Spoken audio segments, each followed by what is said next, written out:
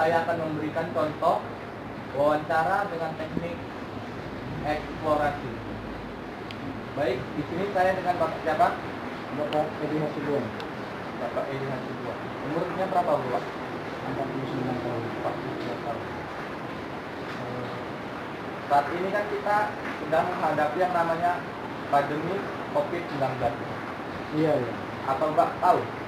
Tahu Pak, tahu ya. Apa saja yang Bapak ketahui tentang COVID-19 ini? Sejauh ini saya tahu kalau COVID-19 ini adalah wabah, karena wabah virus yang sangat berbahaya dan sudah menjalar ke berbagai negara. Pemerintah kan sudah memberikan anjuran tentang untuk stay di rumah aja, kan? Apa Bapak tahu? Iya, ya tahu. Bagaimana menurut Bapak tentang anjuran tersebut? Ya, menurut saya anjuran tersebut tujuannya sebenarnya baik untuk memutus rantai penyebaran virus. Tapi dari sisi lain juga dampaknya juga sangat merugikan bagi masyarakat kecil seperti saya, terutama dampak ekonomi. Saya selaku pedagang makanan kan selama ini tidak boleh buka lagi Pak, jadi tidak ada penghasilan lagi. Berarti Bapak mengikuti anjuran tersebut atau tidak? Ya mau tidak mau Pak, ini kan sekarang sudah ada pemaksaan Pak, jadi kita sudah dilarang karena ada peraturan. Mau tidak mau kita harus menaati itu. Terus dampak yang ditimbulkan dari stay di rumah itu ada ke Bapak? Ya jelas ada Pak, dari segi ekonomi saya sebutkan tadi, tidak ada lagi pemasukan buat kami untuk menghidupi kebutuhan rumah tangga. Nah, kami hanya mengandalkan simpanan atau tabungan kami yang ada, apa adanya lah Pak. Jadi kalau kira-kira tabungannya sudah habis, gimana? Ya kita pikirkan nanti Pak. Gini juga peluang-peluang usaha juga sulit Pak. Mau usaha apa juga kan nggak boleh seperti ini kan. Kita hanya ya mengharapkan bagaimana peran pemerintah, bantuan pemerintah seperti apa untuk menyelesaikan solusi ini Pak. Berarti Bapak belum melakukan upaya-upaya untuk mencari penghasilan dari lain-lainnya, Pak? Ya penghasilan gimana Pak ya? Kita mau usaha apapun belum bisa. Mau berdagang ya, saya ini kan pedagang Pak. Mau bekerja seperti di pabrik-pabrik juga ditutup Pak. Gimana itu? Kan susah.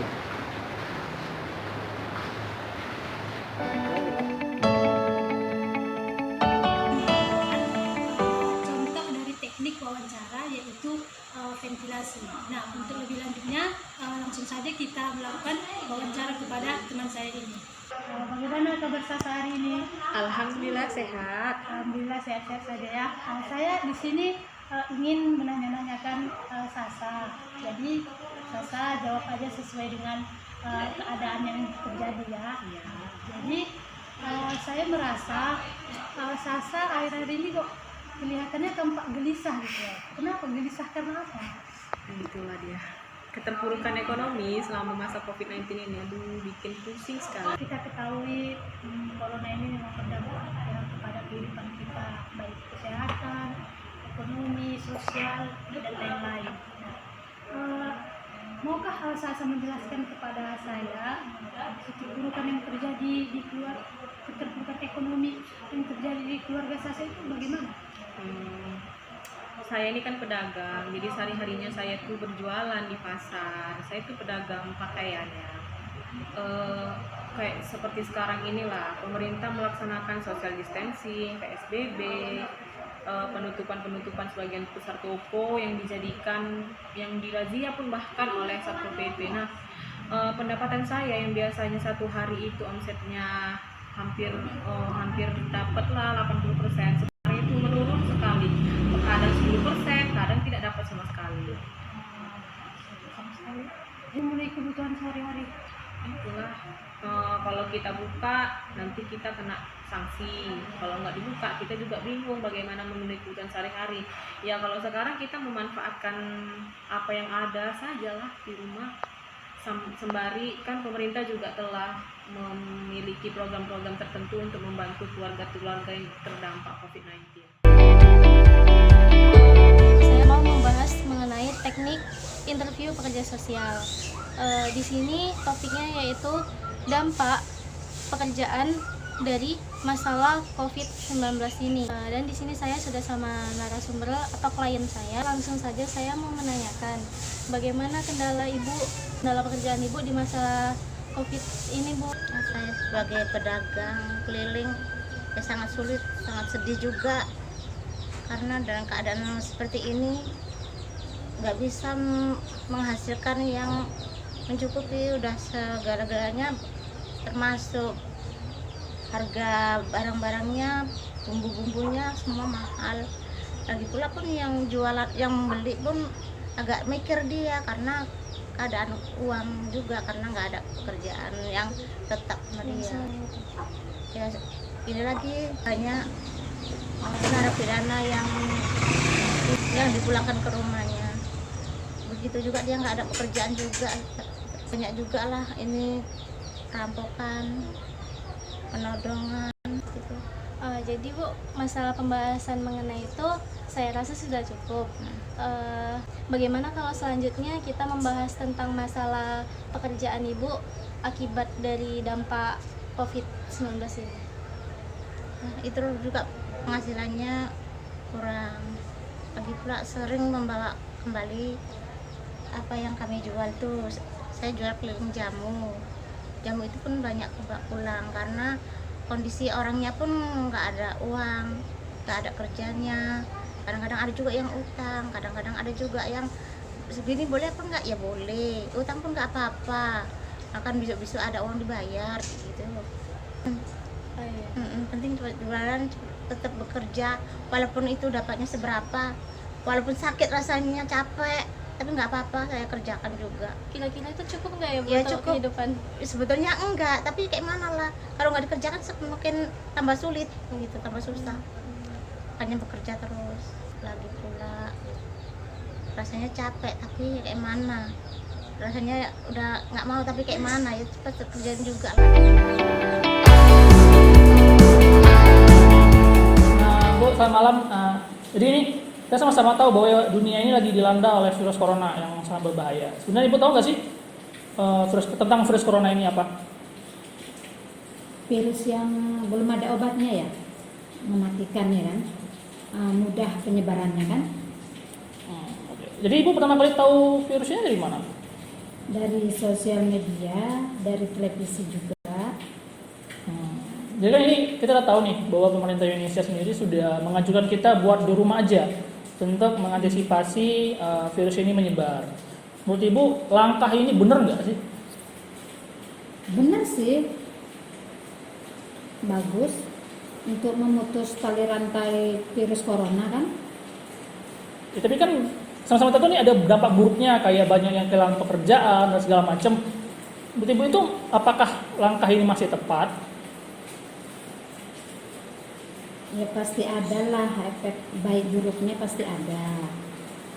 Ya untuk kebaikan bersama ya memang harus ambil resiko yang lagian kan kita udah dapat bantuan dari Pemda setempat. Oke, kemudian kan kita nih nggak tahu nih sampai kapan virus corona ini akan ada di Indonesia. Kemudian pemerintah juga belum ada memberikan penyelesaian yang pasti, hanya menyuruh kita untuk mengajukan kita di rumah aja. Sedangkan banyak orang-orang yang memerlukan dan mencari kerja, mau mencari makan untuk keluarganya, gitu. Jadi Bu, sebenarnya apa sih yang harus dilakukan? Ya sebenarnya orang-orang yang kekurangan ekonomi dapat terus hidup.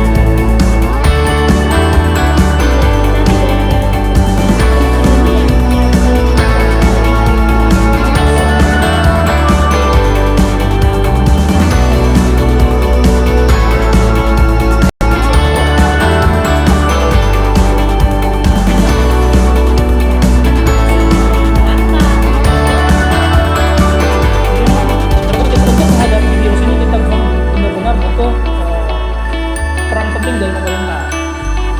Jadi kalau pemerintah nggak ada, nggak bisa bantu kita, ya kita juga nggak bisa apa-apa.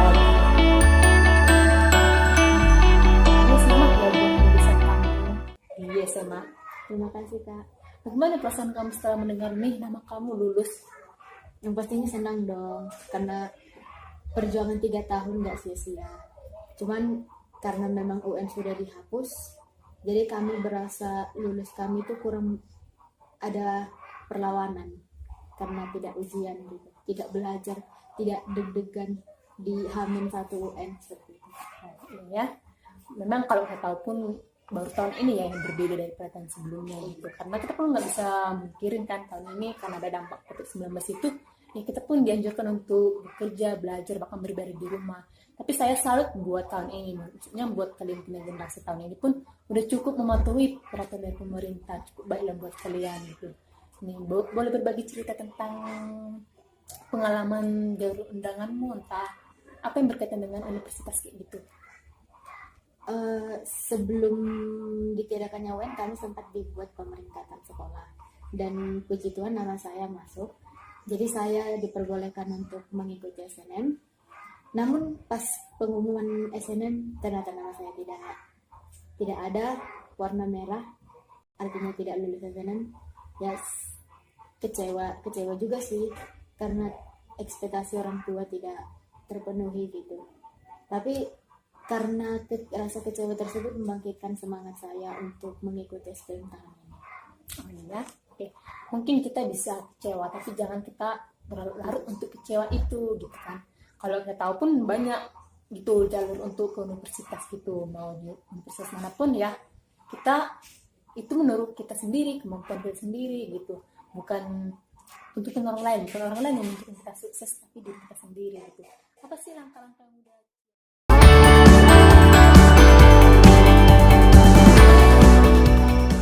Kuliah itu secara online berarti ya? Iya benar.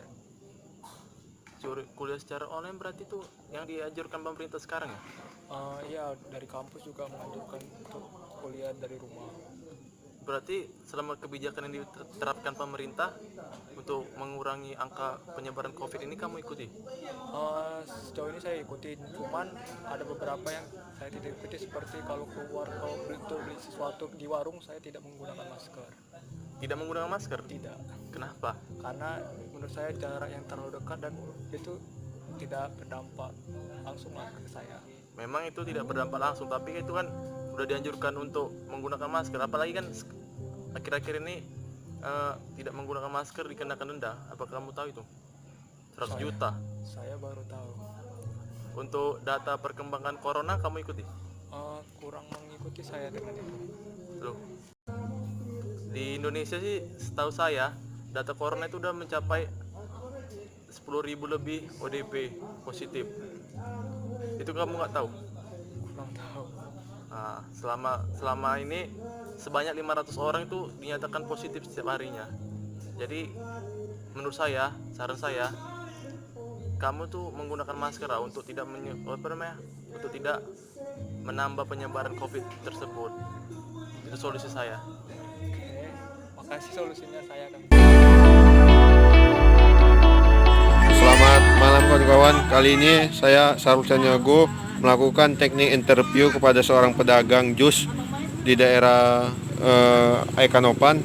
Saya menggunakan teknik generalisasi, yaitu minimalisir kesalahan atau kecemasan klien akibat pandemi yang kali ini telah melanda daerah negeri kita, yaitu berdampak pada ekonomi masyarakat. Selamat malam Bu. Jadi saya Sarul Sanyago, Bu. Saya ingin menanyakan kepada Ibu mengenai perihal tentang pandemi atau COVID-19 yang di kali ini telah melanda negara kita, khususnya daerah kita. Jadi ingin saya tanyakan, apakah selama pandemi ini atau virus corona ini Ibu mengalami kecemasan atau kekhawatiran akibat dampak pandemi ini? Jadi dari segi apa Bu Ibu merasa cemas gitu ketika ada pandemi ini? Ya, namanya kita usaha itu kan apalagi mau lebaran biaya besar. Sekarang jualannya Jadi masalahnya kekhawatiran itu adalah ketika jualan ya Bu ya, sepi. Kemudian apalagi ini kebutuhan ya Bu. Ibu kebetulan single parent ya, single parent. Kemudian yang dikhawatirkan untuk kecemasannya itu ketika berjualan sedikitnya pendapatan jualan itu sehingga berdampak kepada keluarga anak-anak khususnya Bu ya. Apalagi ini mau dekat hari raya. Saya kira Bu semua juga merasakan dampak itu, mulai dari pengusaha bahkan karyawan sampai pedagang. Jadi saya kira Ibu tetap bersemangat untuk menghadapi pandemi ini. Semoga pandemi ini semoga tetap berlalu, karena yang Ibu rasakan tidak hanya Ibu yang merasakan, juga semua orang kalangan juga merasakan ini. Jadi saya harap Ibu tetap terus berusaha, berjualan, berdagang agar kiranya walaupun sedikit yang penting bisa menutupi kebutuhan sehari-hari. Terima kasih ya Bu atas waktunya. Assalamualaikum.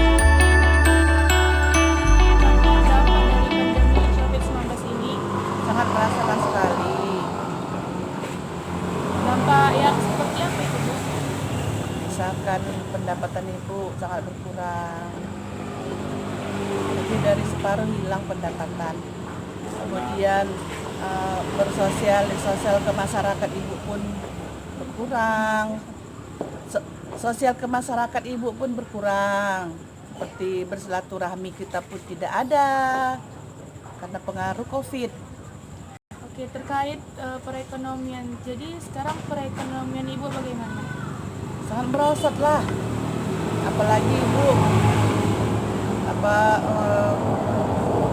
orang tua tunggal, anak-anak mau dibiayakan, sehari-hari mau dicukupi.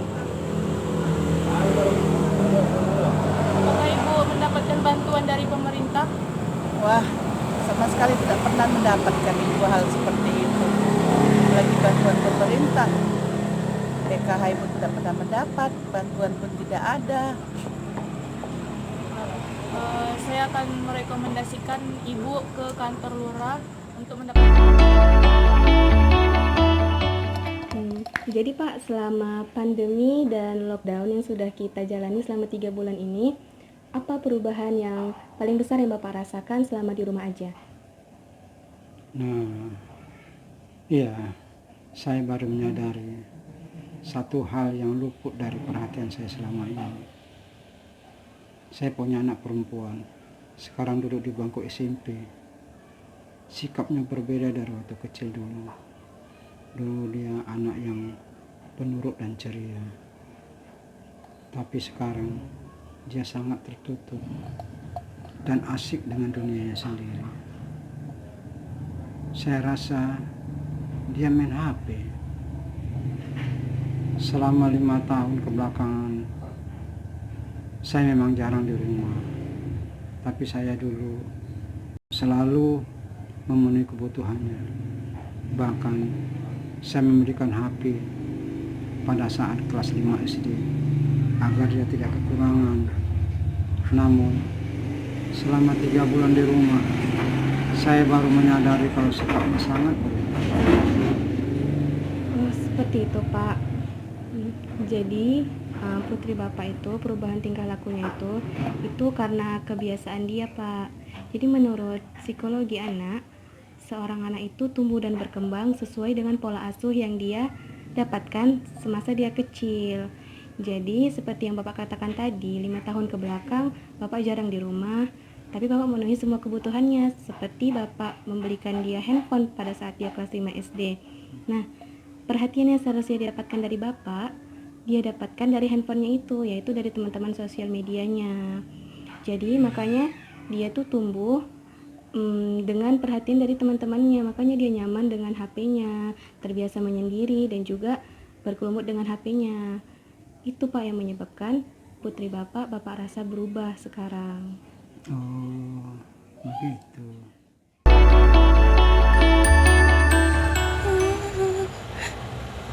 Tapi Mbak, dia itu selalu merendahkan saya. Karena sementang keluarganya itu orang berada dan punya banyak koneksi. Terus dia juga main tangan kalau marah. Saya nggak berani untuk minta cerai. Takutnya kalau kalah terus semakin diperlakukan parah sama dia. Saya juga nggak kuat diginiin terus.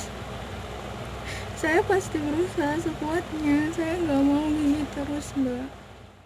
Terima kasih atas kesediaan Mbak untuk berbicara tentang permasalahan Mbak. Di sini saya sebagai pekerja sosial akan membantu sebisa saya untuk memecahkan permasalahan Mbak. Saya ingin bilang begini Mbak, Indonesia kita ini adalah negara hukum. Ada undang-undang yang melindungi masyarakat. Dan undang-undang tentang perempuan itu tidak sedikit, sangat banyak. Karena posisi kita ini rentan diskriminasi. Mbak gak perlu takut kalau karena keluarganya punya relasi atau punya koneksi atau punya harta yang berlimpah. Mbak gak perlu takut. Yang Mbak harus tetap yakin bahwa posisi Mbak itu nggak salah dan nggak ada satupun manusia yang berhak untuk menyiksa orang lain gitu. Nah kemudian Mbak harus yakin, Mbak harus semangat bahwa pasti pengacara juga bakalan ngelakuin yang terbaik. Terus kemudian saya juga akan berusaha semampu saya, sebisa saya untuk mengkoneksikan Mbak dengan lembaga-lembaga perlindungan sehingga ada yang nge-backup Mbak. Nah, hal itu akan menguntungkan kita untuk menyelesaikan masalah seperti itu. Yang penting Mbak harus yakin bahwa Mbak benar dan tidak ada satu orang pun yang berhak melakukan penganiayaan terhadap makhluk. Terhadap hewan saja ada hukumnya, apalagi terhadap perempuan. Untuk itu, saya menekankan lagi di sini, Mbak harus semangat dan yakin bahwasanya Mbak pasti bisa.